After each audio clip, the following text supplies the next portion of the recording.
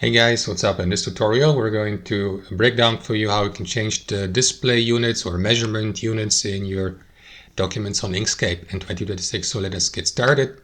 So let me navigate to this blank new or almost blank document here. And guys, if you take a look at the rulers here at the top, the horizontal and vertical ruler, you will see the measurement units.